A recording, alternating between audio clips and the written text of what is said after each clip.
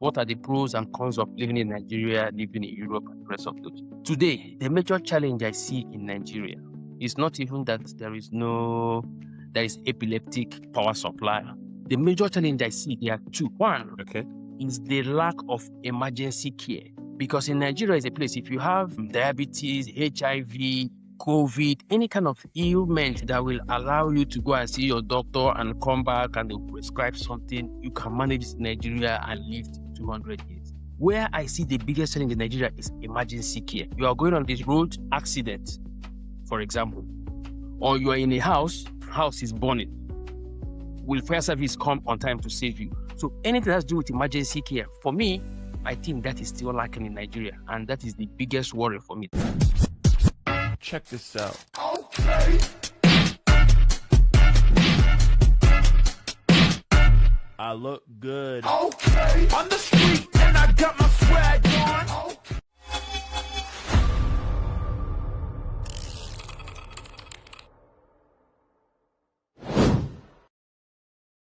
Welcome to another episode of Kanayo's Corner.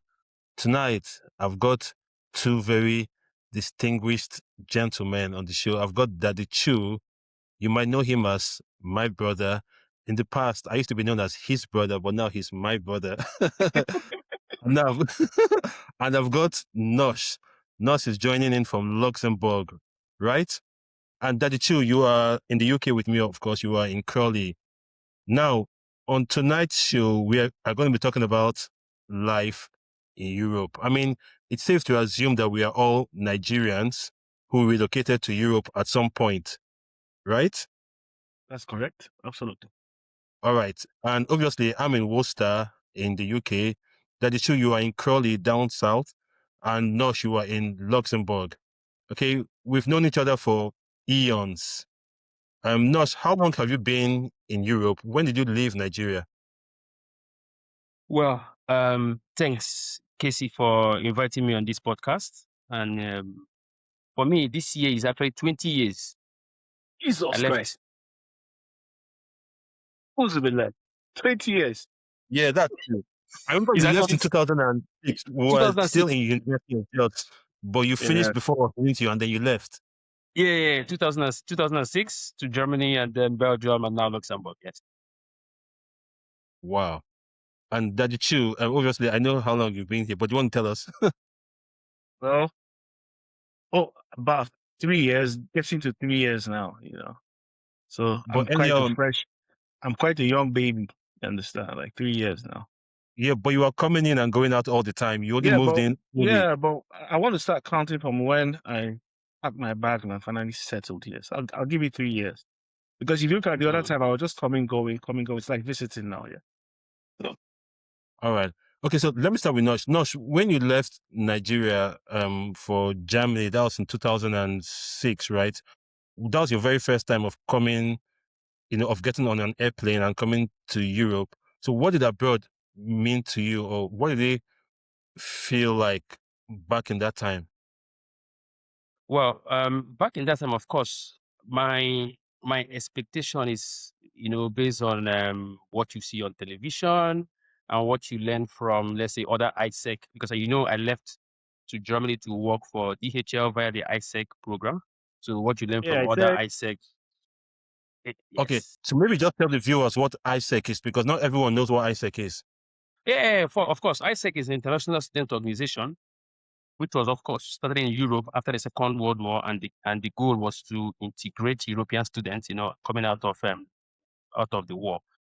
And over time, it expanded. At the time, it was just Association of Economic and Social Science Students, but over time, it was expanded across different universities, across different countries, and students from different courses. I joined ISEC while at University of Jos, and one of the good things about ISEC is that ISEC has this partnership with a lot of the Fortune 500 companies and beyond, and they offer global internship programs to ISEC members. And I was opportune to have one of such opportunities to go to DHL to work for ISEC, and that was where my career started, after which I was retained. So for me, going from Nigeria to Germany was the biggest change in my life. The biggest change in the sense that I am going to a place where I know nobody. I don't speak the language. I only know my buddy who was supposed to pick me up at the airport. And when she picked me up, of course, I left in the evening, arrived Amsterdam early morning, tired, and then took the next chopper, arrived in Cologne. When I took my bag, came out, I saw this girl with my name on, carrying Noshiri. So I went and met her. Remember, at this time there was mobile phone, but not like a smartphone where you're sharing images and everything, right? So I Yeah. met her. I'm Noshiri. She was like, okay. She asked me. She motioned me to come with her. So I carried my bag, and then she had this blue Golf. So she opened the back of the Golf. I put my two luggages, and I sat in front. And we started talking. How was your flight? This one, but I was just very, very tired. So we drove for like 40 minutes, and we got to a house. We came out. She opened the door and told me, "Let me take you to your apartment." Then she took me upstairs, and I dropped all my stuff. She told me, "I will wait outside. You change. I take you to the office." Like, oh my God, I'm really sleepy. But I couldn't tell her that I'm sleepy. So I changed, and I went downstairs. I entered her blue Golf again. She drove me to the office. As soon as I got to the office, she pressed the bell, and someone responded. She told them that she's here with Noshiri. So they opened the door. We entered inside. As soon as I came in, I saw two people. They said, "Hello, hello, hello." And then someone said, "Let's call you Akim." And this tall guy just came and said, "Ah, he's here. This is your laptop." Oh my God, nobody's even telling me, "Welcome, how was your flight?" And that Yeah. was how they gave me my laptop and tell me what to do. I did all the usual sign up, got my name at dho.com, and that was how my life started.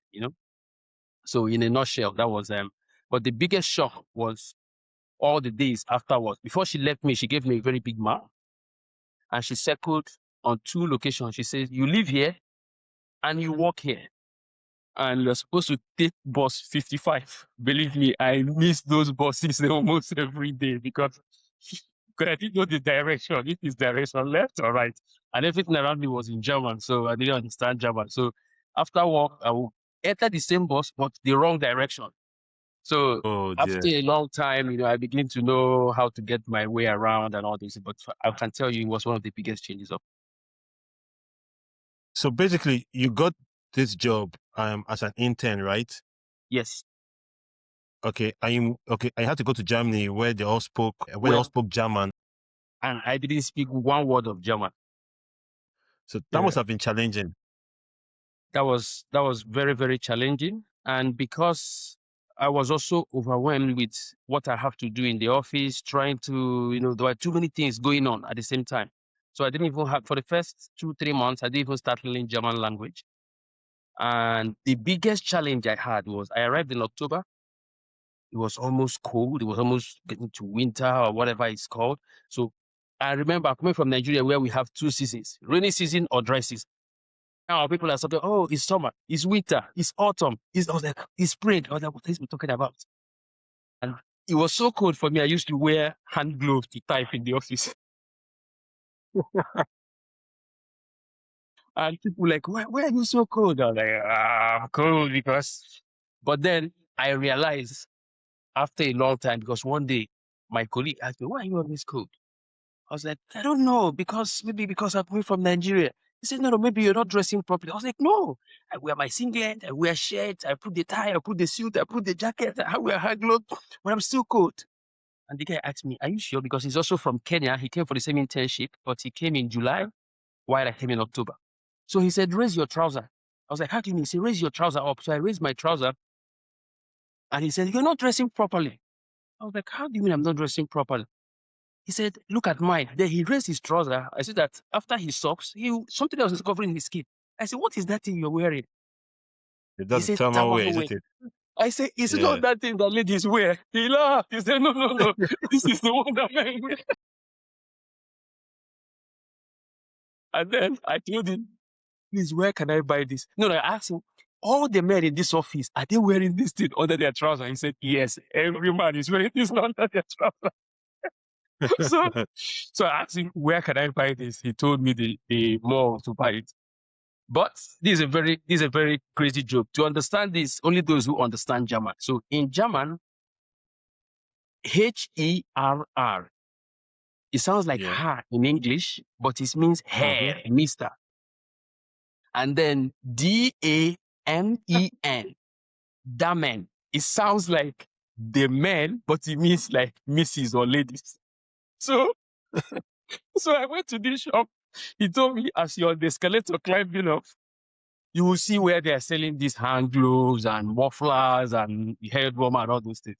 So as I was coming up on the escalator, I looked left, I saw HERR. I looked on this, I saw DAMEN. So in my mind, I'm like, this is ha, HER, ha for girls. But because it's German, they put WR. And here, this is men, like the The man, man. this is the man side. So I went to the men's side to look for this thermal wear. But all I could see was lady stuff. And people were looking at me very strangely, but I didn't Yeah, but care. what are you doing But there? I was seeing, I was ashamed to go to the place written her, the her side in my head. So I stayed on this side. I was search. I saw a lot of lady stuff. Then I found a black thermal wear without the lace at the top. So I took it and I paid. I left. I called the guy to tell him that I was able to get one. He told me, I made a mistake to tell you to go to that shop because I remember I was there over the weekend. They didn't have it. I said, no, I saw it. He said, are you sure? I said, yes. As soon as you come out the escalator, you see the her side and the men's side. So I went on the men's side. He said, what did you say? I said, I started on the men's side. You know, God, you just want the one for ladies. So basically, Uh, I mean, now would be a good time to put that Yeah, meme on yeah, social media. That why are you where you- gay meme? Oh, man. Mister, So, why are you gay? I am not gay. Anyway, anyway, Daddy Chu. Okay, so let's move to Daddy Chu. Daddy Chu, what was your experience coming to the UK for the first time, and what sort of took you by surprise? well, I won't lie. You know, I've been coming to the UK before I relocated. Yeah, I've that's always true. been coming to visit, and prior to my coming, my family, my wife and my kids were already living in the UK. Yeah, So I used to come and visit them. My brother, you are in the UK. I used to come and see you. My sister is also in the UK here. I used to come and see her. So I've been coming to the UK. So I wasn't expecting any shock. I don't right. forget that the UK is not like Germany or anything. They speak English here. I Yeah, somehow know the system. yeah, Although when I finally packed my bags, being that I was, being who I was in Nigeria, I was an intelligence officer. I worked for the DSS. And also, I also held certain positions too back in Nigeria. So coming here and trying to integrate into the system here was very hard because I looked at it. I said, "What kind of job can I do here? Really, I can't join the British civil service, the MI6 or not, or the yeah, MI5 or whatever, yeah. because obviously I'm not a British citizen. I can't join the police because of my age, and so." I just said, okay, the only thing I can do is just to look into start doing business. And the thing that shocked me the most, let me just say the thing that shocked me the most was driving. Okay. Even if you have driven in Nigeria for the past 100 years and you have all the whole expertise, when you come to the UK, it's an entire different thing. You have to sit for the theory test, Yeah, which the first attempt of the theory test, I failed. Because of I course. didn't take the material seriously. I was like, it's not a question. But I got there and, you have to get 56 out of 60. You must pass at least 56 out of 60. Yeah, or 50. Yeah, I can't remember Yes. what's that, but yeah. You're only allowed to fail 4 or 5 or so. You have to Okay. hit it hard. So when I failed the first one, I went back and I said, okay, no, I paid for the material and I studied and I passed the first one. After that, you still can't drive. You have to go and sit for the practical exams. Yeah. And that one, no matter how skilled, let me tell you, back then in Nigeria, when I was with the DSS, I did I did the various trainings on offensive and defensive driving. Yeah, of So course. if it's driving to get away from any situation I find myself, maybe under attack or anything, I can do it. But that is not it. Here, you have to obey the road signs, the rules. You have to Yeah. know what lane you must be on to go on the roundabout. And When I did the first practical test, I did not get a an instructor to teach me. Kish, I remember we used your car. You also took me Yeah, around. I yeah, told yeah. me what to do, Yeah, what to do. sure. And some other people did that too. At the point that I did the first practical test, I felt woefully. As in my brother, I felt woefully. You understand? So I went back and rearranged myself. So it was very difficult for me to drive. It took me a while. It took me some months how I was able to drive. So you just can't get up and just buy a car here and just Yeah, start driving. Unlike how you can do in Nigeria. So that was it. yeah, So I didn't really have any shock, cultural shock or anything. I mean, I've been used to the UK. I've been yeah, coming and coming in, going. yeah. Okay, so driving was a challenge to you. Not did you have any similar experience with driving in Germany? I know that in Germany it's left-handed drive, so very similar to how it was in Nigeria. But did you struggle to get your driving license in Germany when you arrived? Well, you know, in Germany, I was in Germany 2007, 2006 to 2007. 2006, 2007, yes. So I didn't drive while in Germany, but in Belgium, when I moved to Belgium to work for DHL, that was when I did the driving test. And in Belgium also, you have to do the practical test, sorry, the theory test. When you pass it, you get what they call provincial license, which is valid for 18 months at the time. And with that license, you can drive with someone else who has license for at least 8 years. That's if you say you know how to drive from your country, But you take the theory the person test. must be in the car with you, yeah. Yes, also with someone. So Same person thing here. must be in the car with you. Yes. Yeah, that's Same the same thing in the here. UK as well. Yes. So for the you're right also for the theory test at the time, I think it's 40 questions, you have to pass 36. The first Yeah. time I failed it by one. I almost killed myself because I practiced so much. And the one I failed with the ask what's the number of the police? I think it was 112 or 119. So I made a mistake. I wrote 199. So I remember what I did wrong. I couldn't forgive myself. And then the second time I passed the theory test. But the practical test, I failed it the very first time. And the second time I failed it again. And the third time was now when I passed it. So that was also a challenge for me. But of course, at the same time, you also have to realize that in Belgium, they don't speak English, also they speak French and Dutch. So I mean, just imagine yeah. 2006, 2007, I was busy learning German. I did level 1, 2, 3. By 2007, I moved to Belgium. I started learning French. I did level 1, level 2.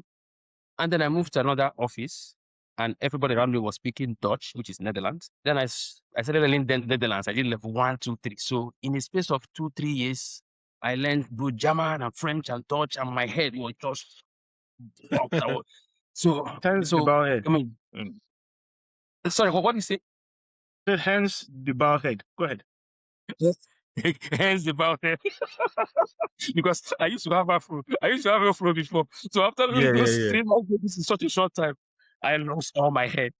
And honestly, for me, that was one of the biggest change, the language part of it, because you can't do anything socially apart from work. Of course, I have to work in English. I understand the software, most of the stuff is in English. But outside of that, you go to shop, you are in a restaurant, people are talking.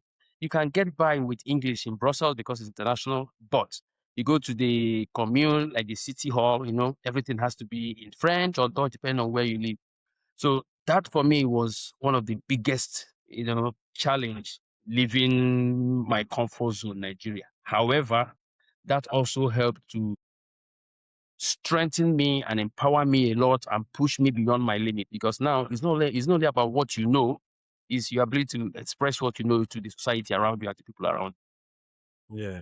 Okay, Notch. So you've lived in Germany, in Belgium, and now you are in Luxembourg, and you come to the UK quite a lot, like very often. Now, so if I ask you to sort of compare mainland Europe to the UK, like what would you say? Well, what I would say is that each time I'm in the UK, I feel at home. And that sense of feeling at home is just the language. Because when I'm in the train or in the bus or walking on the street, I can hear what people are saying around me. So it has that feeling of, it's what I'm used to. Whereas when I'm in Paris, people are speaking French, speaking it very fast. I need to pay attention to hear what are they saying. When I'm in Berlin, the same thing. So the language part is a big one. And I also have a bias because since I left Nigeria, my country of birth, the day I moved towards Germany, I realized that I also have some affinity to the country because each time I drive to Germany, I feel like I'm going back home. And I Okay. always have that nostalgia of arriving in the country the first time. Everything was strange to me. For example, the windows from actually in my very first week, when I look through my window, I see cars are parked on the street on both sides, like straight line. And I'm wondering, like, how do they manage everybody's parking on the straight line? And then when I look through the window, in Nigeria, windows, you have protector, burglary proof. And Yeah. in Germany, when I look through the window, there are no burglary proof. I'm wondering, where are they? Where are they living in their windows without burglary proof? They're So more like we are the when I burglars. exactly.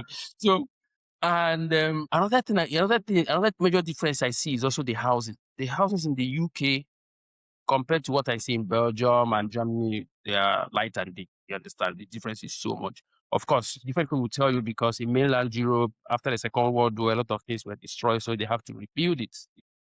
Whereas in the UK, you don't have that much of impact. So you see most of the old houses or old stuff from the olden days of Victorian era. But besides that, for me, I enjoy best of both worlds. That's what I would say. I enjoy best of both worlds. And what I've been doing in the past, I fly a lot between mainland Europe and UK. But now I discovered going with the ferry or going with the Eurotunnel, and that is a totally different experience altogether. And each time I try to make the best of it. Okay, yeah, fair enough. Yeah, Daddy Chu. So, do you feel like you are still? I mean, like, do you feel the Nigerian vibe in Crawley, where you are? Like, are there lots of Nigerians down there, and you feel myself at home over there? My brother, I don't know where this podcast will go to, but I don't feel at home. Let's not, let's not, let's not deceive ourselves. Bros, do you know what it means to get up and drive and say, Madam, hear me say, give me Yeah. gum, open a cold chill star. Brother, it's not like that here, man. Do you understand? Do you know what it is to, do you know what it is to, yes, do you know what it is to, do you know what it is to go and get pepper soup and just sit down somewhere and eat pepper soup, oxtail, roundabout, abodi, shaki. Do you know what it means? Man, I miss all those things. So I don't feel at home Yeah. here. Yes, of Yeah. course, Okay. I have family here. So Mhm. I appreciate the presence of having family here. It's also a little home, but home is home. Nigeria is home. You understand? And many of us in diaspora, we miss home. In fact, Yeah. I've never True. met anybody, in anybody in diaspora that says he doesn't miss home.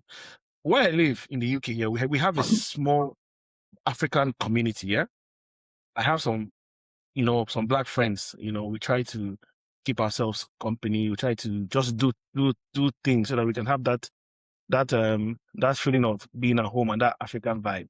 But it's the best we can do. People are working. People have shifts to do. People have jobs Yeah. to go to. People have family. People have their own problems. So it's not like that.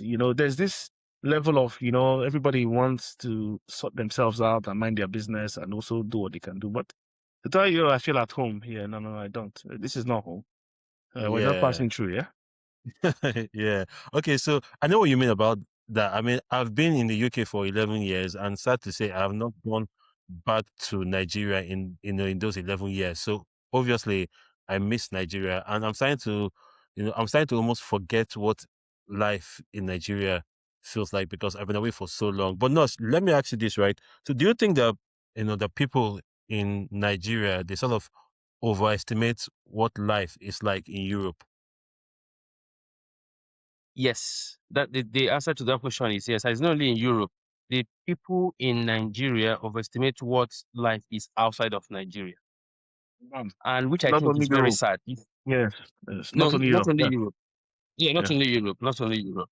And that's also because I think it's everywhere. Immigrants everywhere. Because when you read reports, the amount of money remittances Indians send back to India, or Filipinos, or Egyptians, Nigerians. So people at home might think it's easy. You understand? Whereas the people who have immigrated are trying to be strong for themselves and also for their people back Yeah. home in most times. So for people back home, since they are not seeing the struggle, they're not living your struggle every day, sometimes they think it's easy. However, I think one of the best things that can happen to anyone at all is to leave your country of birth to go and discover the world. Of course, you can always go back to where you're coming from. I think it's a very beautiful thing. When I'm in Nigeria, I see a lot of Indians in Surulere walking around. I was like, yeah, these people are experiencing what I'm experiencing in Germany. Or I see Americans, or I see Swedish. So I think it's a very, very good thing that Americans will leave their place. You go to Dubai, you see a lot of them. You see a lot of British, right? You go to Nigeria, you see Yeah. a lot of Germans, you see a lot of Indians these days, a lot of Lebanese. I think for all those people, they all have different experiences. I was in Benue last year in Otupu, and in the hotel where we were, I saw this guy. He was just on his own. I went and met him. I was like, hello. I said, where are you from? He said, I am from. I say, you are Turkish. He said, no, no, no, no, I'm not Turkish. I said, where are you from? He said, I'm from Lebanon. I said, is it your first time here? He said, yes. I said, yeah, I see the way you are standing like you are afraid, you don't want to mix up. And then he started laughing. Then we got talking. He told me he works in construction for some company and they're building a road between Abuja and Otu. So as someone who has left my comfort zone, the culture where I grew up with the people, the things I know, the sound of the music, the way things work, and live in a different society, you just have to relearn everything. And when I talk about even this concept of learning French or Dutch or German, you realize that what you're learning is what they teach kids primary one, A, B, C, D, 1, 2, 3. You understand? So you realize that you are like going back to what you did like 20 years ago because they can't start Yeah. teaching you now. You have to start from Yeah. what is A, what is B, what is C, how do you do conjugation, all those kind of things. But at the end of the day, I think it only helps you to become a better person. And each time I'm in, let's say, in Nigeria or another country elsewhere, and I meet people who have left their home country, whether they're Americans or Brazilians or Chile, whatever, and they're now living in a third country, they all have the same story. Everyone miss their home, whether you left out of your own intention or you left out of some challenges, right? Everybody is missing home. Everybody's looking forward to when they will go home. But at the same Yeah. time, the best thing is to leverage what you have around you and live in the moment and live the best you can because tomorrow is not promised to anyone. 100%, 100%. Now, a lot of people in Nigeria will always think that life abroad in Europe or in the UK or in America is an upgrade. That is true. Like, what do you have to say about that? So, do you think that life outside of Nigeria is an upgrade, or that's just a misconception? No, life outside Nigeria is an upgrade in the sense that you're sure of, it depends on where you are, you're sure of 24 hours power supply, you're sure I knew you were of, going to say you're this. sure of water, you're sure of your security to an extent, you're sure of good roads, you're sure of a system that works, you're sure of if I want to do A and B, I will just walk into where they authorize A and B. And once I have the necessary documents and I'm fit and proper, they will give me the A and B without me having to know anybody or do anything. Once you meet the requirements, I say this because I'm doing business here in the UK. All the things I'm doing, I did not have to know anybody. I didn't have to call any godfather to help me do this, help me do that. No. I just went online and they said, if you want to do this, see what you need to have, see what you need to do. And I went ahead and I paid and I did those things and I started doing my businesses. And when the time comes, I give to Caesar what is Caesar's and give to my pocket what is mine with no interference, with no tax force coming to tell me you didn't do it. So it's an upgrade in the sense of if you know what you want, let me just put it that way. We have some people that will not leave Nigeria for any reason because they have established their businesses. You understand? So they just see it as, okay, let me travel out for vacation abroad. That's just them having a good time, but they go back to their businesses. Some people will see it as an upgrade because maybe they currently don't like their situation where they are in Nigeria. Like, for example, I have some friends here. They were doing very well in Nigeria, but they left Nigeria because they didn't like the way things were going. They just didn't like it. You understand? So they came here because they wanted that sanity. They wanted to be in a country that at least nobody, if they come out, nobody's going to. I don't want to make my country look bad and everything, you know. I don't want to demarket Yeah. Nigeria, but I'm just trying to say that it's so to some people it's an upgrade. You get Yeah, I know what you to mean. some people it's not an upgrade. It's just a vacation site, you know. But you know that's just my Yeah. opinion. Yeah. Yeah. So, Nosh, is it the same in Europe? What that you just said now? Yes, I think the question is that is it the same? Do I think that people living like their home country, like Nigeria, to travel out is like an upgrade or better for them, like the way Chu was saying, right? Yeah. Yes. So Yeah. I think it is, because otherwise, then why would you live where you are, right? The whole essence of living where you are is to go and look for greener pastures. Of course, it makes it's easier if you have also something of value to offer your host country, right? And this whole thing about immigration didn't start with, let's say, Nigerians coming to Europe. Back in the days, it was Europeans coming to Africa. It was Europeans going to America or Caribbean. It was, the Indians in Nigeria in the past or other parts of Africa. So human beings have always moved around. And for me, that's one of the beauty of globalization or technological innovation, like having ships to go from place to place or having aeroplanes. And with that comes a lot of opportunities for everyone. So you get to learn new things, you learn new culture. And if you take those things back to your place, you infuse all those new things you have learned, maybe the way they cook food or the way they make their clothes or the way they build their homes, there's always something you can learn from another culture and take it back. And for a lot of people, if living where you are to another place is not going to make your life better, then there is no point to live, right? So even if you're the king in a place, the only place for you to live, if there is war or something that threatens your life, that's the only way you can leave that place. So for a lot of people, yes, it is an upgrade, because if you look at it across different indices, as he mentioned, security-wise, that is true. Standard of education, that is true. What he said, the most important thing is that you get something just by meeting the criteria. And for Yeah. me, that's the biggest difference between what I see in Europe and what I see in Nigeria. Europe, you meet the criteria, you get it. You don't meet the criteria, you don't get it. So the rules have been set even before you came, and the rules will be Mhm. applied to you. That for me, honestly, something money cannot buy. And I cannot wait for the day back home, Nigeria will get to that level where you get what you deserve, not because of who where you come Mm. from, Yeah. and Yes. the language you speak or whatever that is. Exactly. So that is true. Has living in the UK now changed how you think and how you see life? Hmm. Nah, this question we ask it.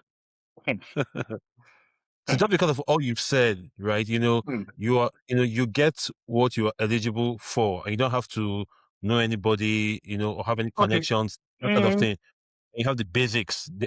okay, Casey, that question is tricky. I don't know. I find it tricky because I've always seen life in a different way. You know, I don't.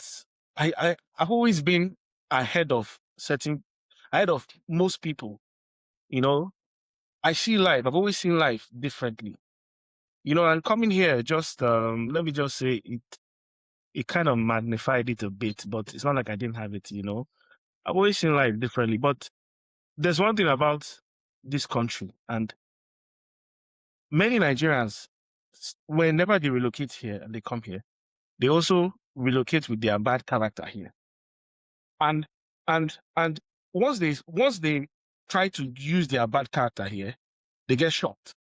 Because here immediately, once you apply your bad character here, the system, back Shuts in you down. Nigeria, yeah. Let me give you an example. Back in Okay. Nigeria, you can be driving a car without a driver's license, yeah. And if the road safety or if the police stop you, you can just call your friend, that's a police officer or somebody. He will talk to Yeah. the person. They will just allow you go. You Yeah. get somebody can always bail you out. But you see here, if you break the law, if you do what you're not supposed to do, you can't call anybody. There's nobody to call. You will face the consequences as ascribed in the law. There's no two ways about it. But let me tell you, back in Nigeria, even when I was with the DSS, I had my driver's license, even though there was no need for me to show it to anybody. Esprit the car that I can go and want to go to. My driver's license with me. So I've always seen life in a different way. You get so coming here just you make it look like okay, these are the things I see. Oh, fine. I also other things too, but you know, it's for people that don't really that I've seen life. You know, so brother, don't forget I've been Yeah, coming that's here fair and enough. going, so I kind of know what's going on here. Yeah. Yeah, fair enough. Okay, Nosh, do you feel more independent in Europe or do you feel more isolated? Yes, my days of isolation, I say, was mostly my first 1 or 2 years, but that was because I mean, living in Nigeria means a lot of social sacrifice. You leave Yeah, the things you leave the system you understand, you leave the comfort of your family and your friends. So it's just the social sacrifice. So yes, I felt isolated. I remember, and the winter was the worst for me because in the winter everywhere there's snow everywhere, nobody talks to everybody. You just need to Yeah. walk. You Yeah. just have to walk like a zombie to the train station, enter the train, go to the office, do your work, walk like a zombie, and come back. Nothing to do. So at some point, I'm just asking myself, what am I even doing here, right?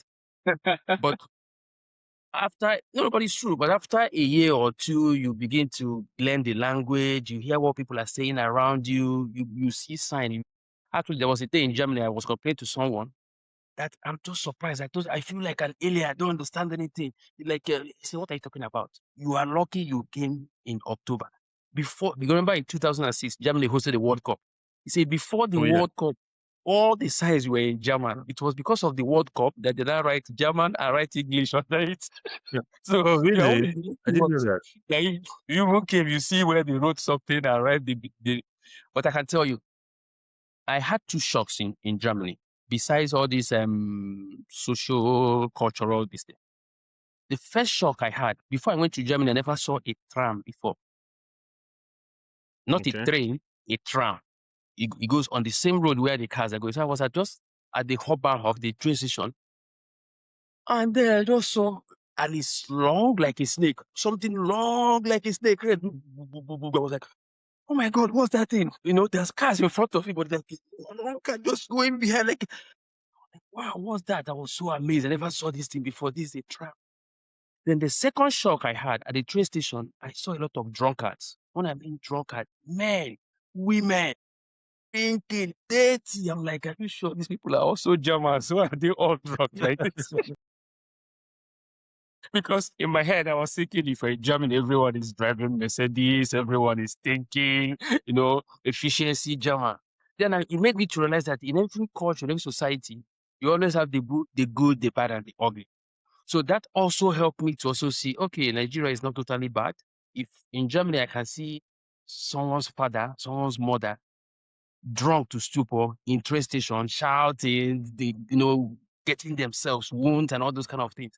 Then I realized, okay, so every society has its own ills, right? Of course. But Of of course, course. these societies, you can't really compare it with Nigeria if you look at their history and what they have gone through, both through the wars, the goods and bad. These are all the things that help to shape the consciousness of the individual and also the society, you know? So Yeah. for me, I really cherish all the experiences because at the end of the day, it all adds up to make you a better person. That's the way I see it. Yeah. Yeah, that's true. Okay, so on this show, I always say that life is like a game of football and we all play to win. So Daddy Chu, I'm going to ask you this, right? Does living Nigeria improve your chances of winning in life, or are we all playing the same game just in different environments? I don't know if that question makes any sense. Um, okay. I think leaving Nigeria. Come again. Come again. Okay, I'll tell you why. Okay, I'll tell you why I asked this, right? Because I'm trying to relate this to the young viewers in Nigeria who By are the way, watching this show. Casey, sorry. Do you know we don't hear Yeah. you very well because I hear echoes again. Maybe you can you can Really? edit this. You can edit this part when you're doing the editing, but we hear a lot of echoes when you talk. I can hear him loud Okay. and clear. with no echo. Okay. I'm sure it's your cheap Wi-Fi where you are.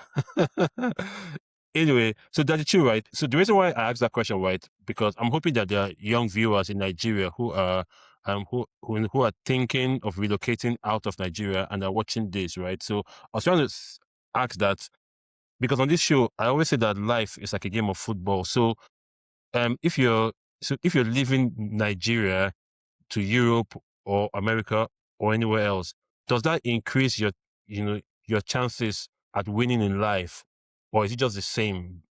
Like, Okay, good. Good. I understand the question now. See, my advice to anybody that wants to relocate, let me just say this now. If you want to leave Nigeria and relocate anywhere, maybe to the Western countries, you must have something to give that your host country.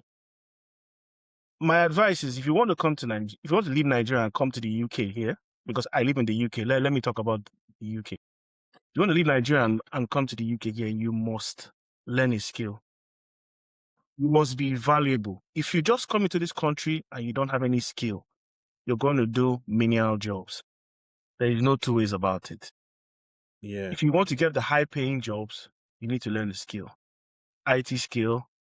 There are many carpentry. You can be a plumber. You can be there are many things. You have to learn it. You have to be skillful. That's how you can earn. You can earn high. If you don't, if you just pack your bags and land here, you're going to do menial jobs. Now, while you're doing the menial jobs, you can now learn a skill.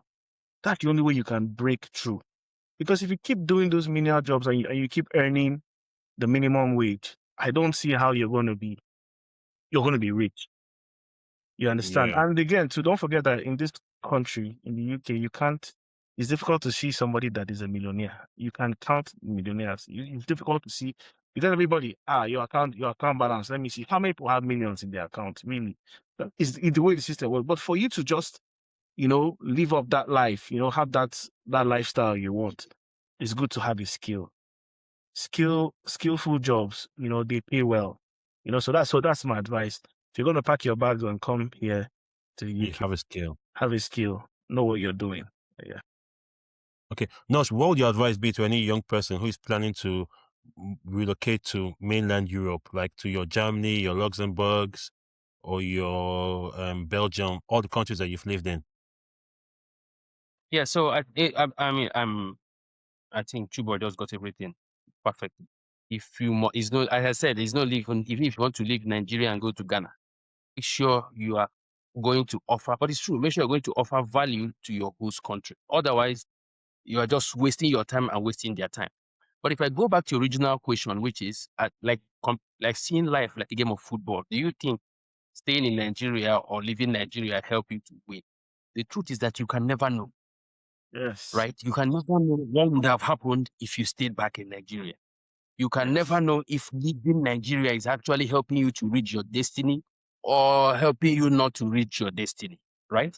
But the only thing I know is that on a human level, if I did not leave Nigeria personally, I wouldn't have the opportunity to learn German.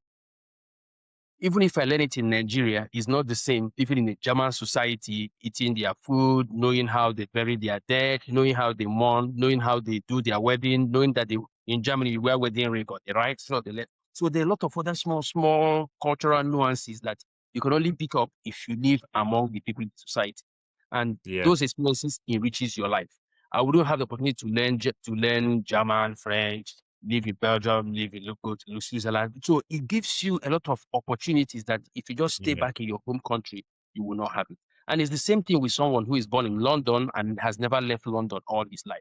His worldview will also be limited to what he sees in London, and that is wrong, right? For you to have a depth and breadth of perspective of what's happening in the world, it will be good yeah, if you have the opportunity to live wherever you are, live, go, get the experiences, and then if there's opportunity for you to stay there, stay. If you want to go back to where you come from, you go. So for me, all this just enriches the human experience. That's the way I Yeah. see it. Yes. okay, Casey, if I may add something to what Nosh said, yeah. yeah. Go If ahead. you ask me to advise anybody, yeah, I believe in going to places. You understand? I just if you lived in Nigeria all your years, I think it's nothing bad if you want to relocate. Just plan, make a plan, know what you're going to do if you travel. Like just like Nosh rightly said, you can never know, and that's true. You never can tell what life has in stock for you. So if you ask me, do I encourage anybody to leave their motherland and travel? I'll tell you yes, if you can. It's not by force. It's not for everybody. But if you can, and you're bold enough to take that you're bold enough to use that opportunity and take it, why not? Okay. On that note, then let me ask you guys a personal question. Then, and feel free not to answer this if you don't want to. So, do you both see yourselves long term, like staying where you are, or moving to another country, or going back to Nigeria? I see Feel myself free not to answer. I see myself going back home. Okay. Here is too cold. My brother, here is too cold. Let me tell you, at my old age, I'm being this cold, man. You understand? Cool. I can't. I can't. It's too cold. So I want to go back home too because I'm here for I'm just exploring life. You understand? Okay. Yeah. So that's why I also moved to the UK.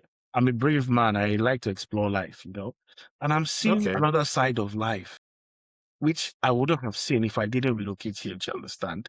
So eventually, I would want to go back home, and because Nigeria is my home and the opportunity in Nigeria with all the things I've learned here, guy, and with what I also and what I have known back in Nigeria, and all these I've Yeah. learned here. Imagine going back to Nigeria.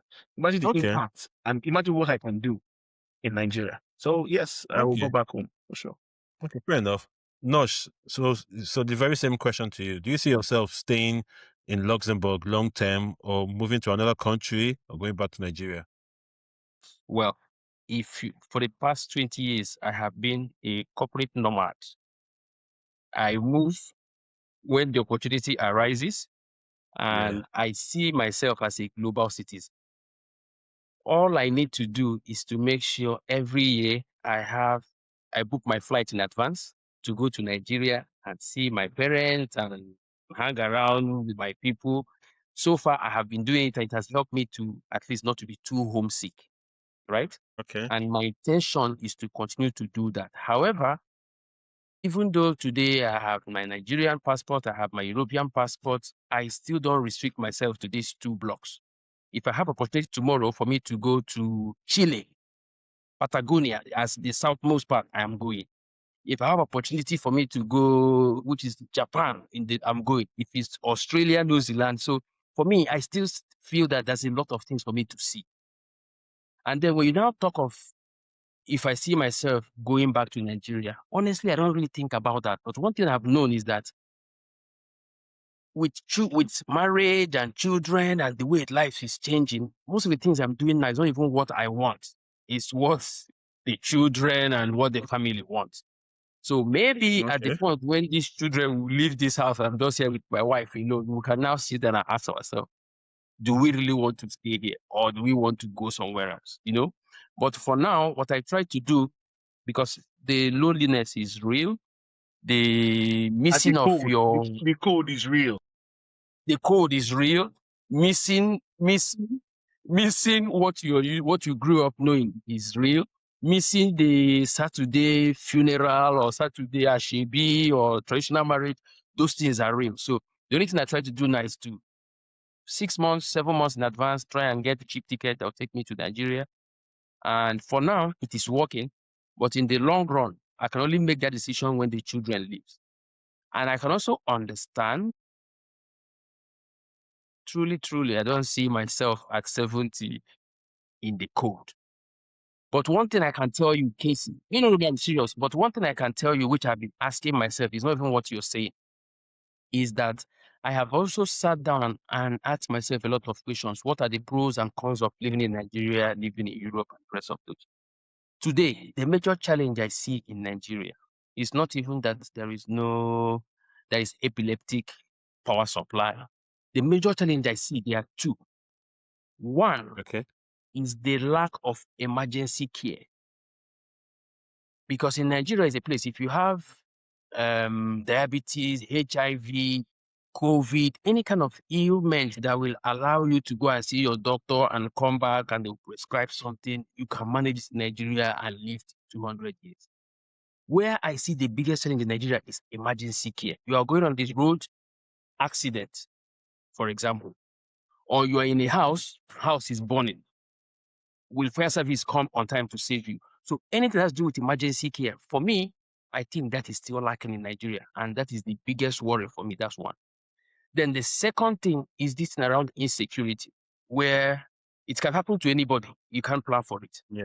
So those are the two major things that beyond every other problem, because every society has its own challenges, right? Beyond all those challenges, the two biggest ones for me is this security and lack of emergency care.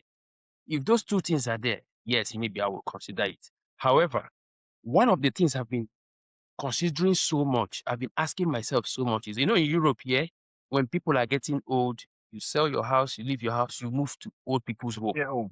Yeah. In a care home.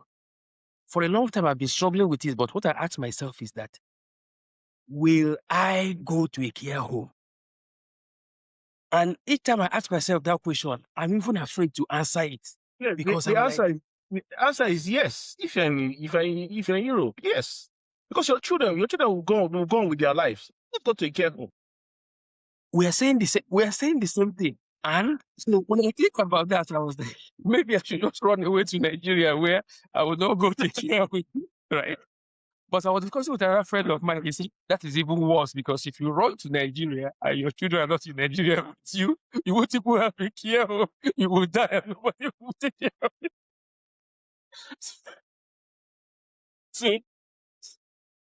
So the thing I've been battling with is It's a what problem. will It's a happen. problem. It's a problem. You're right. It's a problem. So what I've been battling is that, okay, because I grew up with my grandmother until when she was 98 years. At least, I grew. So I'm like, I'll get to a point where I will be in a place and I will not have my family. I will not have my grandchildren. Each time I think about it, Very I just shiver. crazy. But now, when my friend told me what you're even getting in Europe is a better deal, because if you go to Nigeria and your wife is not there, your children is not there, just forget it. So that also I don't have answers to. But maybe these are all the dilemmas that life is all about, good and bad, but one step at a time. That's the way. That's Yeah. the way One it step is at a for now. time. Well said, no, sure. One step at a time. Yeah. You can only plan, well and said. nature will take its You know, course. yeah. And we Yeah. are, I mean, so all of us here are in our 40s. So the care home life is not so far away if you think about it. It's quite far. It's quite far. Okay. Okay. Mm. All right. I But think we're running. but it's a reality. It's quite far, but it's a reality. Yeah. Okay.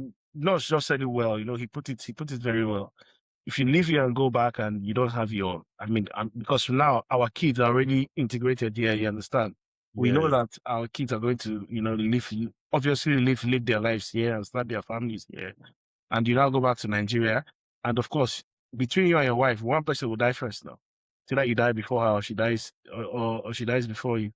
And if one person is left and the kids are not around, who will look after you? You have to now source for people to look after you, and you can imagine.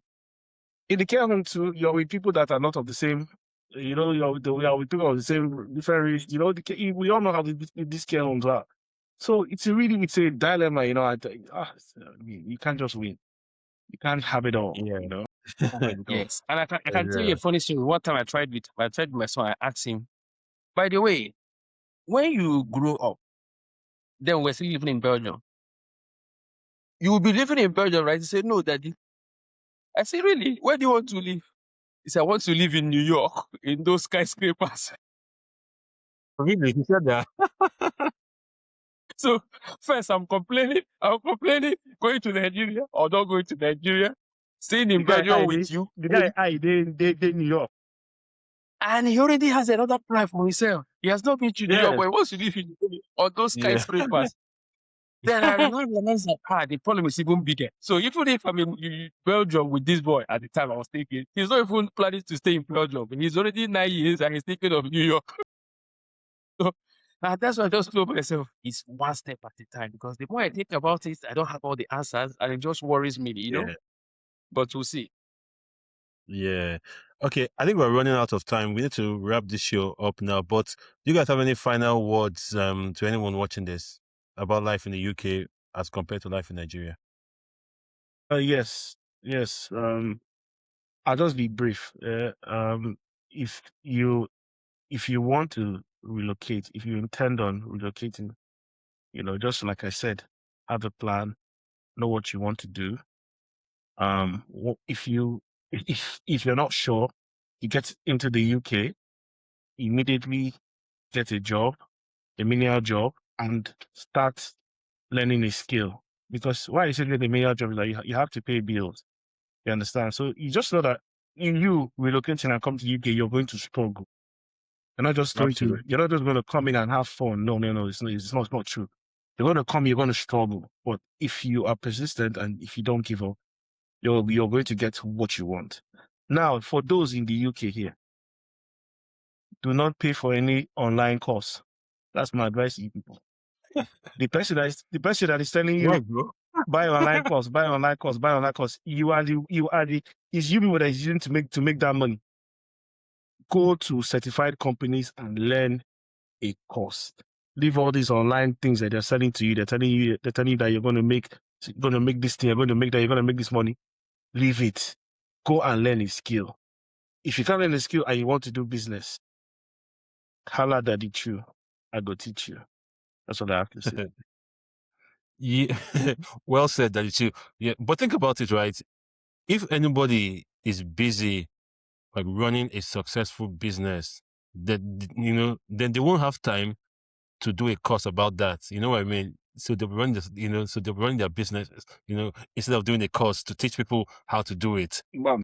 Anyway, yeah. So Nosh, so before I ask you on your final thoughts, well, I'd like to say that I came into the UK as a student, and I did all the menial jobs that the Chiu, was talking about. And no disrespect to those who do them. I mean, but I did them.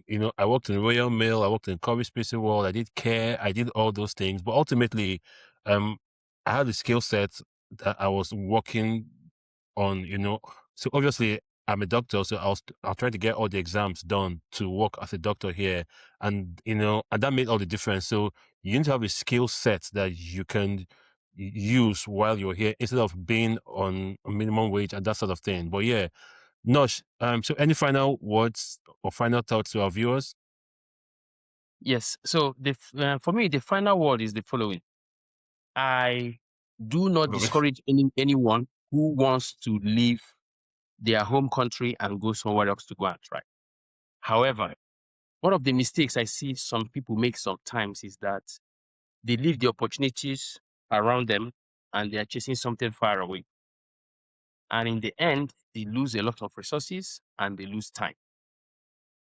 There is nothing, I will also say, there is nothing wrong in leaving your country to go to any other country at all. Every society in the world has been doing it.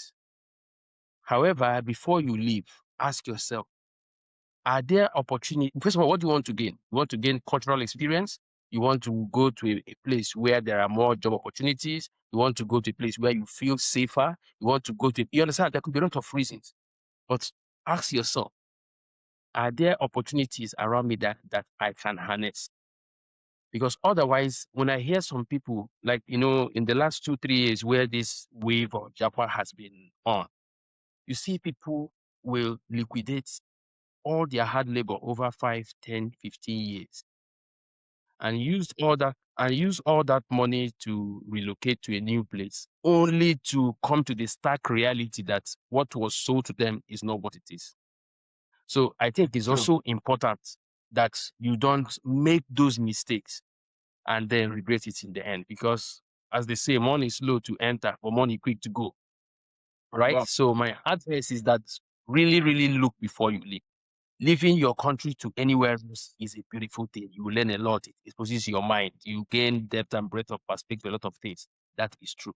However, you must do your homework and make sure that you don't do it and become worse off. True. Well said. Thank you both for joining this show and sharing your thoughts, your insights. I really appreciate this. For our viewers that are watching, if you're watching this on on YouTube, please don't forget to like, share, and Casey, subscribe.